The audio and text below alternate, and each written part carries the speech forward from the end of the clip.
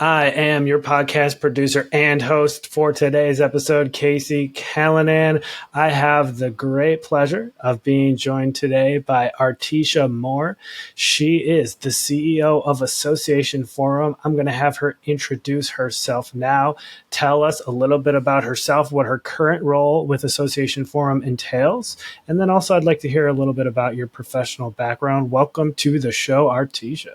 Hi, Casey. Thank you so much for having me here. I'm really excited to be on this podcast, especially because when I tell a little bit about my background, for me, I'm a normal association executive, but then also a little bit of an anomaly, a unicorn. So I'm Artesha Moore, and I am the new CEO of Association Forum. We are an association of associations, similar to those may be familiar with an ASAE, but we're focused here in the Chicagoland region. We do have members from all over the country.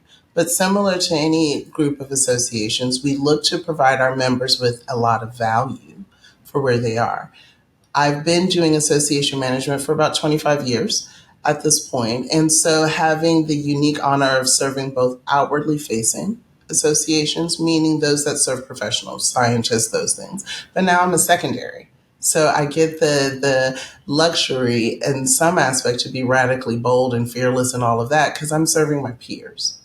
So this kind of beautiful blend of forward-thinking association management, but now with some of the guardrails coming off. Because I'm working for my peers and I am one of them and they are me, there's things that we can do here at Association Forum that all associations can't do. So before I go there, let me talk a little bit about how I got here.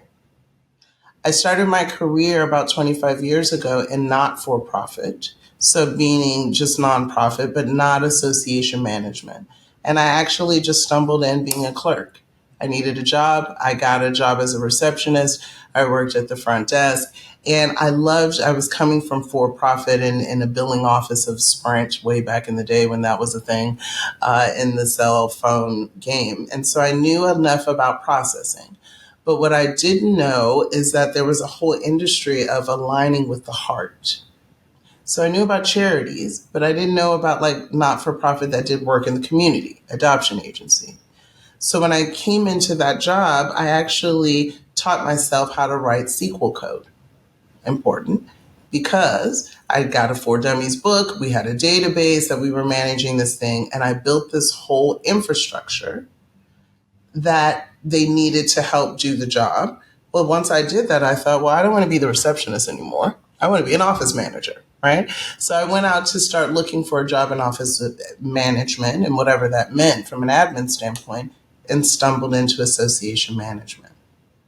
So that association management kind of exposure really was around database management, relational data, and that led me on this journey of 20 plus years in association management, worked at a variety of different STEM-based organizations, started from a membership standpoint, but really have always been in the tech side, technology strategy, relational data engagement, and using that to power people. So that's how I got here to this point, and a little about me. That is super interesting. And obviously, you have earned a serious leadership position there with, Association Forum.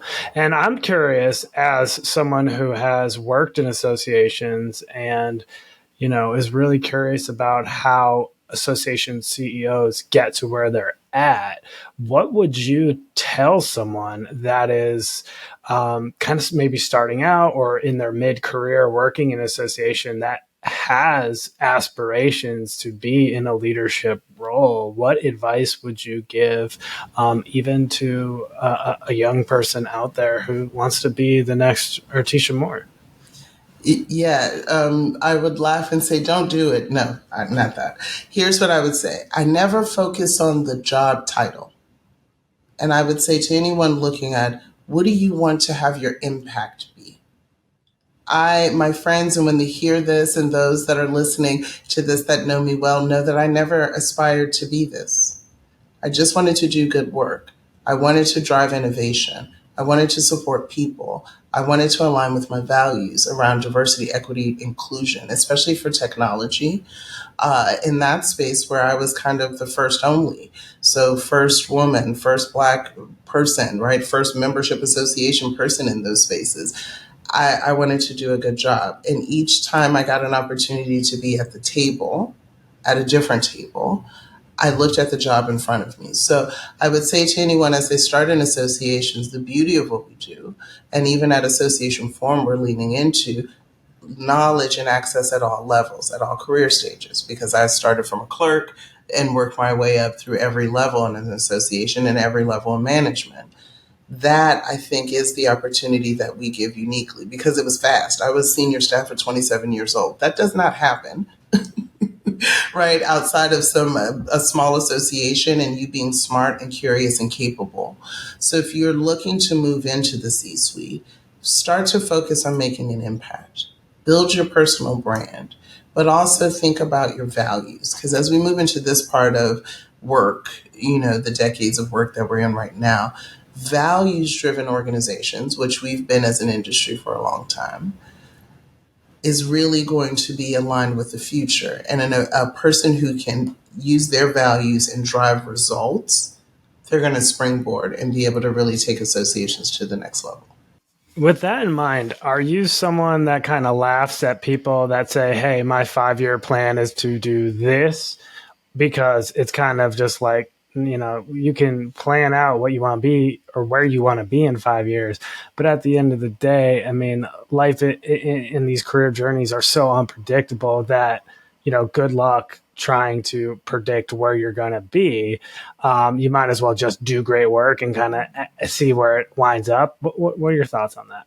Since I'm a dystopian future kind of girl, like I just aspire to be like a Tina Turner style, leading the Thunderdome, right, in the future, I would say 5-year what?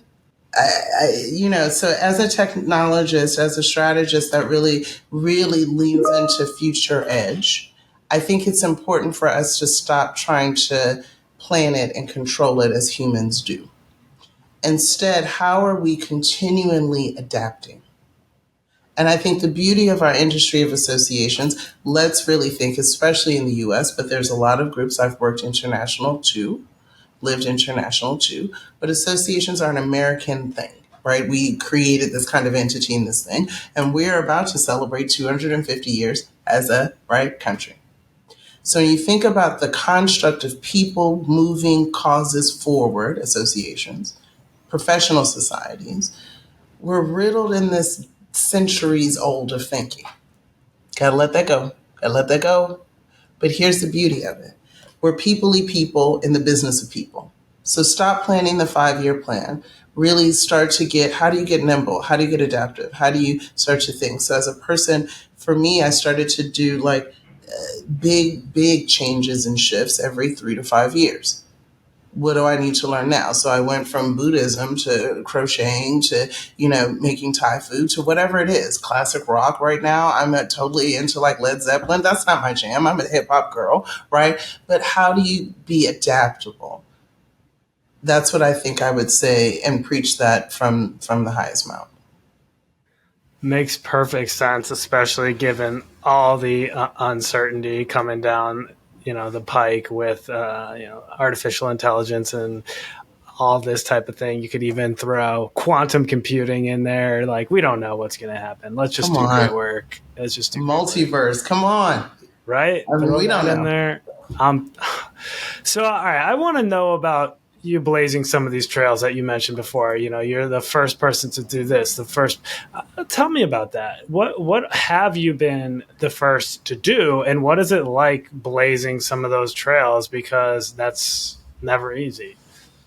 I would say, as I think back to when I started and I went to my first CEO to ask to take over IT strategy and be a pseudo CIO internally for a group, I didn't have a degree. I wasn't an IT techie. I would say for any of my IT staff that are listening for the decades that I led those teams, they will laugh because I'm also not very tech savvy. I'm tech strategy. Right. Here's the thing that I continue to do is speak up. I ask questions. I'm the bane of my husband's existence because every part of me asks a lot of questions about why and what and who and how and why and what and who. I'm in that regard leaned into spaces that were very male first. I worked at a lot of STEM organizations, right? Engineering. Before coming to Association Forum, I was with the American Geophysical Union in Washington, D.C., working with a lot of physical scientists, right? And so having these spaces where you are in charge of things at that job, I wasn't in charge of IT. I was in charge of something that didn't really exist and morphed and had 5 program teams and really kind of looked at workforce because the CEO at the time wanted someone who had a variety of tools in our tool belt. So I think that when we think about the various kind of leaning in and the paces of that, the opportunities of where that goes, I'm always going to be the pioneer that's out there right in front, right with Elon, right on Mars, right here I am trying to talk about membership value and what we do with that, because I'm not scared to be wrong. The future we could not have predicted. We thought back when I was watching Marty McFly and Back to the Future, I definitely thought we was going to be living in that flying, right, hologram kind of world. Okay, where's that? Because it's not here yet, but we're evolving and adapting. So even the talk about generative AI is very interesting to me because I liked the whole Watson, IBM Watson of things way back in the day, right? So I thought that that was where we was always going. It's big to my surprise that my peers are like, oh my God, this happened. Where were we at? And so I do think it's just a beautiful place, but we have 4 thriving generations in the workforce right now. Being the first only, I'm not an anomaly in that regard because even right now, there's still first. A non binary CEO that's leading a male dominated group, or right. So there's still the first. I think for me, it was just opportunistic. And then I leaned in and then I brought along a. Yeah, I love it. That's consistent with pretty much everything you've been talking about today. Just learning on the fly, being adaptive. I think these are great themes and messages for anyone listening to really take to heart. Um, Switching gears, I know that you mentioned you've worked in Chicago and obviously now in Chicago, and then you've also spent time working in Washington, D.C. And I think when most people think of the association world in North America, you think Chicago and DC. Primarily DC. There would probably be the most there in that metropolitan area, and then Chicago is really a close second. So, what have you noticed working in Chicago versus working in DC? I'm just curious personally on that. Yeah. I'm from DC, so I laugh with them in the Midwest often to say, inside the Beltway, it moves different in DC. It just does. So, for instance, being in a national kind of place where all advocates come to kind of do their things, even if you're not based in DC, you have some kind of advocacy arm for your profession, insert whatever it is, in DC. DC is a very transient kind of city, too, right? So people come in because this new administration, they new people. You've got some more people coming in. Associations are grounded there, but they move kind of like the government. Very polished, on the hill kind of energy. I can say that because when I came to Chicago last year, I was very DC-esque. Here's my suit, here's the energy, here's the East Coast, we about to hit it, let's do it, that kind of thing. And they was like, can you chill? Can you give us a little bit of chill? The thing I love about it here is that it's deeply rooted in community. So when I come in any organization, I kind of sit back for the first 6 months and try to understand the lay of the land. I talk to everybody. I talk to the people who hate us. I talk to people who love us, right? I try to get it. And then I'll pitch a high level. Here's what I think. Here's where we go. Get the technology. You need an app. Anybody listening, I have never said get an app. Never, unless you have something that really is app worthy. Don't do it. It's just not for everybody. But when I started to look at it, and they knew I was a tech person, they knew coming in what my strengths were, the board, and what the leveraging. When after I did an assessment in Chicago, the thing that is our biggest product is our community. They support each other in a different way. I'm not saying that they don't in DC. I'm active in DC still. I will be at various conferences. I'm a member, right? I'm a fellow and these kind of things, and I'm active in the community. We're in a beautiful collaboration space with other alphabets. I call them the alphabet soup here in our offices because I'm members of all of them, right? But in Chicago, it's different. And so I now know when I started last year, I thought, who stays here for 30 years? It's cold as I don't know what. Like, what in the world? Like, and now I know. And so my mom asked me over the weekend, just past weekend, so when your contract is up, are you coming back? And I said, I think I'll be here forever. So we are thriving. We are also growing. In the middle of the country, we are in a place where technology centers are coming. I have the actual alphabet company, Google, down the street. They've moved and created a whole neighborhood and environment. There's a lot of investment coming here.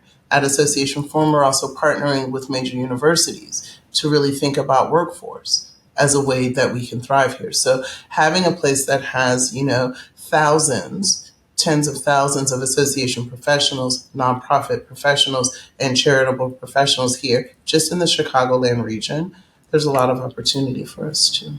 I know that remote work comes up a lot on this podcast, and how just thinking about, geographic locations, and is being in DC that important anymore in this age of Zoom and, all these different conference softwares. So what is your thoughts on that? First of all, personally, like, where are you at on remote work? Is it a good thing? Is it gone too far? Is it not gone far enough? I want to just get, first of all, your take on that. It's interesting being a tech person and leading tech strategy. I've actually been remote work since back when we called it telework, right? When it really was work from home and you had to telecommute and tell your boss and check in and do those things and all of that. And I remember because I was senior staff at that time, I think it started in like 2011, once or twice a week, because I needed to code and I couldn't do that in the office, period. But I remember my CEO asked a question that still comes up a decade plus later. Well, how will you manage people if you don't have close proximity with them? How will you know what they're actually doing? And Casey, I say that to say I still hear it in the CEO circles that I'm in. In the results orientation, we, not as a collective, that is an indie individual, that is an associations. There's generations now. I'm in a Generation X, but I'm closer to a millennial than my mom, who is also at the other end of Generation X, closer to a boomer, right? I don't care how you do it. I don't even care what it looks like when you do it. Right now, you cannot see me. I have on pink jeans and some hot pink and yellow tennis shoes. I usually, on brand for me, have on tennis shoes most days. Why? Because my feet hurt. Because I walked in the 90s with high heel shoes on, because it was mandated, because I had a dress code. So where I sit on it is the work getting done. However, as I am now in a CEO role, as I have led in upwards of 30, 40 people across 5 or 6 teams, what I did see in the pandemic, this was like the beautiful experiment. Yay, we could do it. Technology advanced and we got there. Serendipitous learning isn't happening. Because as soon as I get off this thing, I'm done with you, Casey. No, I'm not. I'm going to see you this weekend. It'll be fantastic. But I don't learn from you. Programming note, ASAE is this weekend, and we will see each other there. We'll be there. But Back to you, yes. boom. And so, but in thinking of it, if we were in the old model of things, we would go into the kitchen and I would say, well, what are you working on? And why you use those headphones like that? And what about this other thing? And then I would go home and be like, well, he said, well, maybe I could do that. So that's how I went from a clerk to a CEO in my career. And really the bigger piece, it wasn't the CEO jump. It really was from a clerk to senior staff in 6 years. How does that happen? I don't get exposed to things if we're not together in a human way. We tried Zoom socials and Zoom things. You know what? I don't like those. I don't know what you eating. I'm a foodie. What you got over there? You gonna send me some? It don't work in that way. So I think that we're still trying to figure it out. I'm hopeful of things. I'm looking at augmented reality now. I really like how some of this is coming. Pokemon Go had my mind working in a different way. You know what I'm saying? How that could work. Meta, they're trying to do once they work out the kinks, they're way above early adopters, right? Trying to do that. But I also think like the power of gaming and interaction in the way that it's making it more seamless, like things like in the rise of the pandemic, Animal Crossing. So I was able to connect with my friends in a different way. My good girlfriends, we would go to the island, girl, let me over there get the apples, whatever it was. But I felt like we were building community. I thought, well, what if an annual meeting happened in this way, where we had a meetup because I was virtual, and now not just content. And did I read it and do it in a review? Now I'm playing with you in a dance party on Fortnite because this is our annual meetings piece to bring the connection. Because relationship learning, I think, accelerated my growth. I'm an incessant reader. I'm reading all the things. Right now, I'm all about building holograms in my backyard. I don't know how I'm going to do it. I'm just trying to read up on it. But when I sit down with you, whether it's in a gaming environment, because everybody isn't able to come together. Meetings are exclusive. Because I was senior staff and I'm a CAE and a fellow and whatever the case is, I got more pot of professional development than when I was a coordinator. I didn't get to go to a $5,000 conference event or whatever that was, right? So these gaming things, these sitting with Casey at lunch, maybe I do a mukbang. I hated those before the pandemic, but now I'm like, that's what we all been doing. Eating on the Zoom is a mukbang. So how do we start to look at that? That's what's missing right now. More remote, more isolation, lack of relationship building and learning.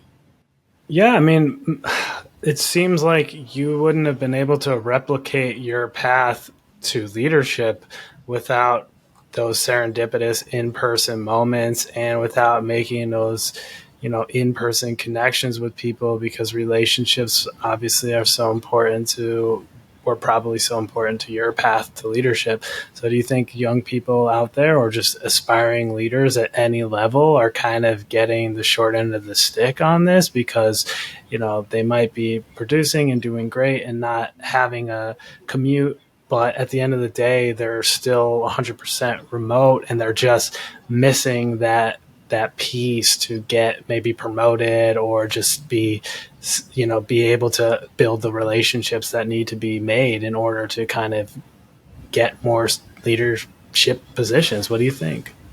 Yeah, I think it's interesting because I have two not junior, but younger mentors, and they literally are my mentors. And so, two things to what you said. One, they're very resourceful.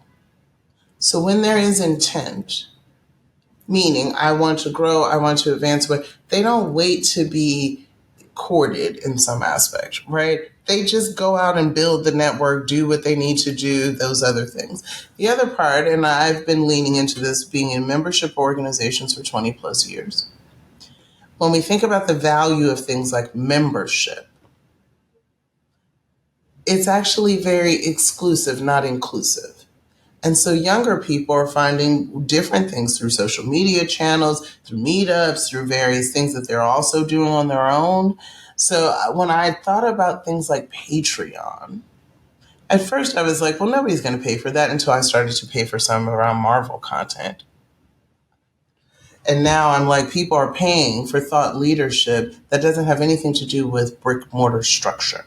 No annual meeting, no networking with my boss. Because in some aspect, Artesha's going to project what Artesha did and say, well, this is the way.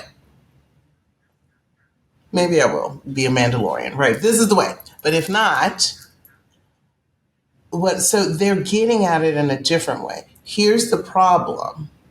Our validation systems for giving you a promotion and showing value to the organization and all of those things are antiquated. So they don't take into account organic, almost indigenous style, right, from their communities and their people that they cultivate learning.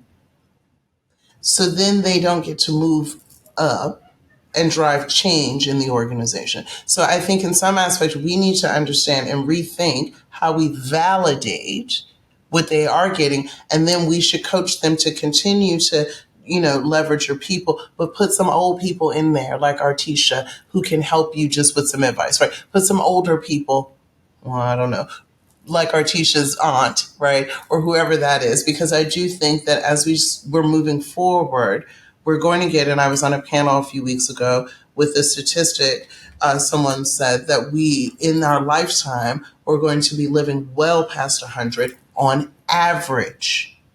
That means 3 to 4 careers. Careers, not jobs. Careers. Adaptable. But that also means that we will have 4 or 5 generations that we need to manage, that we need to serve, that we need to drive value. And an 80-year-old, as I get older, I am not going to want what a 17-year-old wants. So we need to think bigger. And I think how we do things like promotion, validating of competencies, things like applied curiosity doesn't get rated. But I think in some aspect, what I just told you or what I've spent a half an hour telling you at this point is that I've been curious and then told to do it. Yeah. Voila. That's an aha moment for us all. I feel like now when you talk about like Patreon and Substack, these are like places that creators can go to provide exclusive content for their followers, for their fans, etc. So it's really interesting that you mentioned Patreon. I've never heard it mentioned on our podcast yet, but it does kind of fit this narrative that I'm hearing a lot on this podcast, and that is there's a lot of traditional associations are seeing a lot of competition in kind of that thought leadership space. And so you see it a lot on social media with like influencers who have more followers than the actual association in that given specialty or whatever it is. Are you thinking like Substack and Patreon? These are like places now where people can become members who like what you're doing. You don't have to have that traditional foundation of an association. Like, are you seeing that as competition for associations? I've seen it as learning for us. The competition was 20 years ago when LinkedIn said, hey, come and be a professional. Build your own community network and, sub profession for whatever your industry is. We still were able to lean in on professional development and research and advocacy, right? Now, today, thought leadership, come to the conference and hear the latest thinking of that, right? Whatever, insert profession. Slowly, for-profits do what for-profits do. They see a need to have value. They see speed to market. They see advancement in technology. They see opportunity. Opportunity. So LinkedIn first, when they bought lynda.com and did professional development. ResearchGate. Microsoft is funding that free LinkedIn for scientists. You know what that is? Peer review research. Open access now to information. The Wikipedia of things changed a whole industry. Now, when we're talking about advocacy, first of all, the younger generations don't even believe that we can advocate for anything, right? Especially in the US. Yeah. But when we start to look at where that is, it's almost like a likable trending on social has more weight than a vote in Congress that doesn't get things done. In the US, because I have represented and your listeners probably represent global, and it's different. So when we start to think about Patreon as competition, I would say Patreon, any of the other ones. And why aren't we talking about Masterclass? Because Masterclass is doing learning in such a different way that it's seamless. Yep. So what I said to my teams here, we're a small staff association at Association Forum. We are not siloed departments of education learning. That's ridiculous. Learning isn't everything. Everything that we do is around learning, right? The magazine, me talking to you, I'm learning from my teams every day. We're playing with generative AI. I'm over here writing letters to my grandmother and doing the things right. So I think that as we look at the things, what can we learn from them? Why do they go that route? Because as an industry, for instance, I know for the secondaries especially, we are blessed to have the benefit of what you all write our thought leadership. Artesha, be on our podcast absolutely for free, and I will do this great. The gig economy changed all of that. The gig economy changed all of that. We're doubling down on we don't pay speakers. So I was on a podcast earlier this year and I said the radical thing. We should pay for content. Not all of it, because some of it you are getting paid. If you want to be on a professional track, this is our industry, I advocate for certification. It shows that we are a practice. It keeps our stewardship around that. I'm a CAE. I renew every time that I was eligible. It was the aha changing moment in my career because I realized, oh, damn, I'm a professional. Yeah. So I think that as we look at those things, if you're writing articles and doing things and teaching courses and you get CE, fine. But if you are asked to give thought leadership at a high level, be a keynote speaker, be a whatever that is, and the organization is getting some, what is the percentage that they get? And that is what Patreon showed us. That is what the gig economy is showing us. And now they're doing it better than us. Why are we still competing with them? Why aren't we saying let's sublease? Why aren't we saying let's amplify your content? Why aren't we saying let's partner in the way? But most, especially the traditional pillars of STEM, how do we vet that this is even good enough? Boom. And there we go. Now they're competitors instead of bringing them in. Yep. I mean, what a novel idea, right? Paying for content. It's getting It's harder going to and force harder. our hand, Casey. And I'm trying to be mindful of what I can drive, but we are a business. And so if we want to leverage the best and the brightest as an industry, we need to stop playing and really think about we're competing with the for-profits who have money. And at some point, the people who love us are also going to go over there. Let's learn from the PGA and what they recently tried to do. They are an association. Let's learn from them so that we don't, and I'm not saying anything bad about them. I'm saying they are a model for what is happening across the board for all industries. They had to deal with something that was really a lot of money against their values and ideals. But what happened was the people that were the players were going where the money was because they got families and they have things that they need to do. And so what happened? The PGA had to really have a talk when they big names was over there overseas making, right? Yeah. Insert Patreon. Yeah. I mean, That these could be are us. these are like monumental case studies that we'll be learning from, years down the line. I just feel like it's hard to learn from a major event like that when it's happening. I think we need kind of some space, like decades worth of space between the event and when we can actually kind of look back on it and learn from it. Because I'm not I agree with you. It's a monumental moment. What happened with the PGA Tour and the Live Tour and all of that. But I don't know what the lesson that's going to be learned from it until like years down the line is what I feel like. No, because we're an industry that will continue to say, well, that's an anomaly.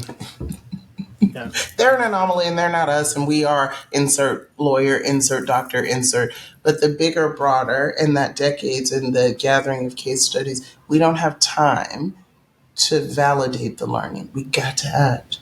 And so if we want to go back to thinking of any of the insert transformational technologies, ways of thinking, I'm reading right now about the history of Wonder Woman and the authors who wrote that comic series back in the 20s and thinking Mm-hmm. about suffrage and what that really was, radical. And to have a comic book character that was a woman who was out fighting justice. And the justice at the time, I didn't know this, I thought she was always beating up bad guys, was so that they could learn. That was the justice that she was fighting for. I'm reading that now and I'm saying, wow, we're still doing that. Not about women's rights suffrage, and some, yes, but anything. AI. I've been on podcasts in the last 3 years that said, when are we going to have an algorithm that is a member? Most of the hosts are like, what are you talking about? I'm sorry, there's whole companies that are driven by 2 algorithms and 4 people who know how to do them. Whole companies. And you're telling me that we couldn't have a membership model that the organization's algorithm is a member? If not, start thinking about it. I'm getting greedy here, but I just cannot say enough how much I need Artesha Moore Part 2 on our podcast. So consider your email inbox will get blown up by me in the future. Not sure when that'll be, but just be on the lookout for it, because there's too much more to talk about right now, and I feel like I'm shortchanging the audience. But before I let you go, Artesha Moore, I want you to give us a guest that you think we could learn from. This is kind of in the spirit of 6 degrees of associations. We always ask our guest if there is someone that they think we should talk to, that you wouldn't mind maybe putting us in touch with, or that our audience will really benefit from learning from. Is there someone that comes to mind? Jose Segura, who is on our board of directors. Okay. He right now is also one of the founding members of, it's called Association Latinos, a new organization focused on Latinx community association professionals. And Jose and that group really did this kind of nationwide push, but it started in some aspects in Chicago and partnering with the Latinx community group of ASAE in DC. And now they are their own organization. That is someone we need to speak with. Thank you so much. I have written the name down. Any other final thoughts before we wrap it up? I'm going to give you the final word. I'm going to mute myself and give Artesha Moore, the CEO of Association Forum, the final word here on our show. I will say 2 final words. The first, don't let today limit where you can go. You can do anything. Focus, think about what it is that you want to have impact, and then do it. Don't let anybody tell you otherwise. And then my last thing, beware of Skynet. That's it. I hope we have some awesome fellow sci-fi fans that listen. Otherwise, you're going to have to Google that one. Artesha Moore with the mic drop. Thank you for listening today, folks. We will catch you next time. Stay tuned. 6 degrees of associations. Thanks again, Artesha. Thank you.